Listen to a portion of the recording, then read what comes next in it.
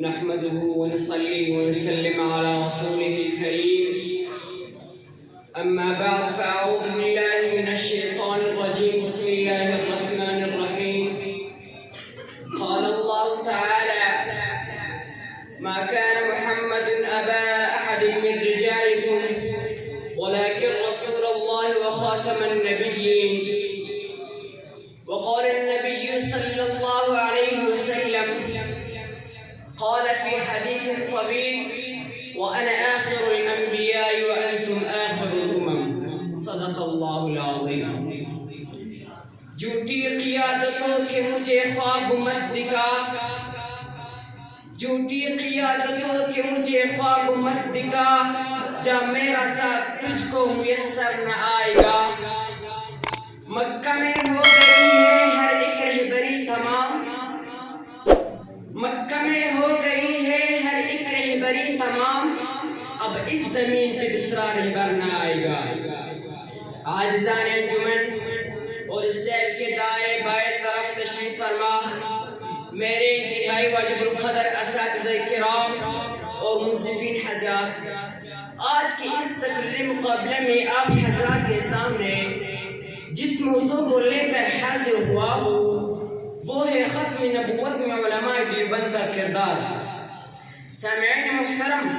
اللہ تعالیٰ اپنے محبوب پیغمبر خاتم الانبیاء حضرت محمد مصطفیٰ صلی اللہ علیہ وسلم کو دنیا میں پیدا فرمایا ان کی عظمت کا ڈنکا چاردان کا عالم میں بجایا گیا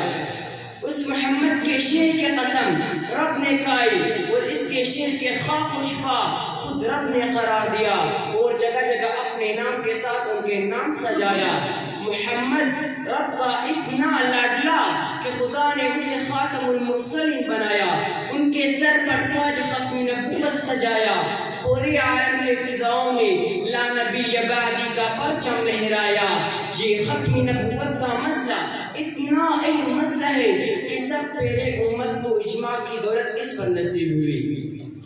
قاضی سلیمان مسعود پوری لکھتے ہیں کہ پورے شجرہ اسلام کے آگیانی کے لیے 259 صحابہ شہید ہوئے لیکن تحفظ ختم نبوت کے لیے جو جنگ لڑی گئی اس جنگ کی یمامہ میں 1200 صحابہ شہید ہوئے جس میں اکثر صحابہ وفات تھے اور 70 وہ بدری صحابہ تھے جن کے بارے میں بارگاہ خداوندی سے اعلان ہو چکا تھا اعملوا ما شئتم قد غفرت لكم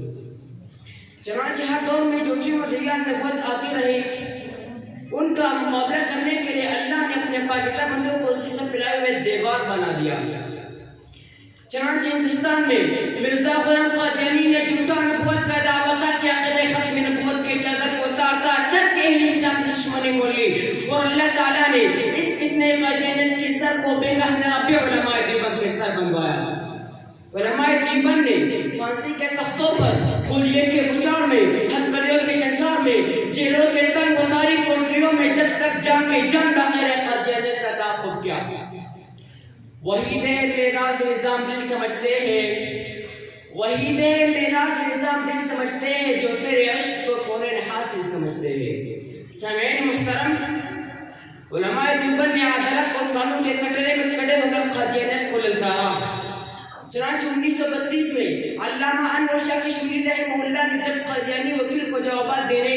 اور 1933 میں جب دوبارہ انور شاہ کشمیری رحمہ اللہ کے مقدمہ بہاولپور کے لیے آئے تو مسجد میں ایک شخص مولانا عبدالحنان ہزاروی نے آپ کی تعریف کی تو آپ نے فرمایا ہم سے تو گلی کا کتا بھی اچھا ہے وہ مالک کے نمک کا حق ادا کرتا ہے ہمارے ہوتے ہوئے لوگ ناموس سے سر پر حملہ نہ کرے اگر ہم تحفظ نہ کر سکے تو کتے سے بھی بدتر ہوں گے باوجود بھی مالک کے آپ اشتفائی بلا کر عدالت میں رکھا گیا آپ نے جلال الدین شمس مرزا مبلغ کو فرمایا کہ اگر اس طرح نہیں مانتے تو آنکھیں بند کرو میں کڑے کڑے دکھا سکتا کہ مرزا قادیانی جہنم میں جل رہا ہے آتا ہے قلندروں کو جس وقت جلال شاہوں کے سروں سے تاج گر پڑتے ہیں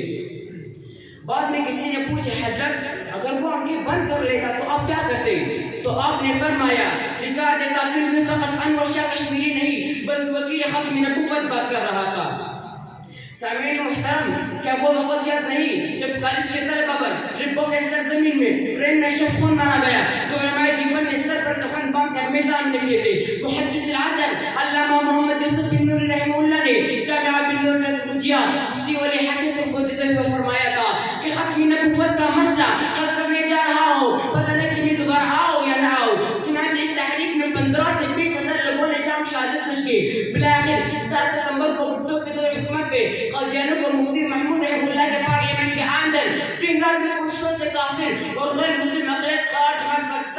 مفتی محمود رحمہ اللہ پارلیمنٹ موجود تھے، وہ باہر مولانا محمد یوسف بن نوری رحمہ اللہ موجود تھے۔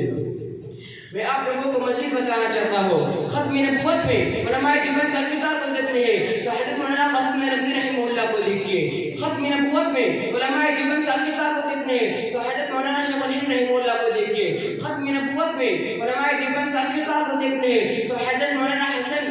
مفتی حسن صاحب کو دیکھیے۔ ختم نبوت میں علماء دیوبند کا کردار کو دیکھنے ہیں تو حضرت مولانا مفتی فتوح اسماعیل صاحب کو دیکھیے۔ کیا آپ کو پتہ نہیں چلا کہ ختم نبوت میں علماء دیوبند کا کردار کو دیکھنے ہیں تو شہنشاہ جمعیت قافلے حریت کے سپہ سالار، ہر طاقت کے سامنے سب پھیلائے ہوئے دیوار، غلامیت کے زنجیروں کو توڑنے والا، پورے عالم کفر کو للکارنے والا، قائد ابن قائد فرزند مفتی محمود حضرت مولانا فضل الرحمان کو دیکھو۔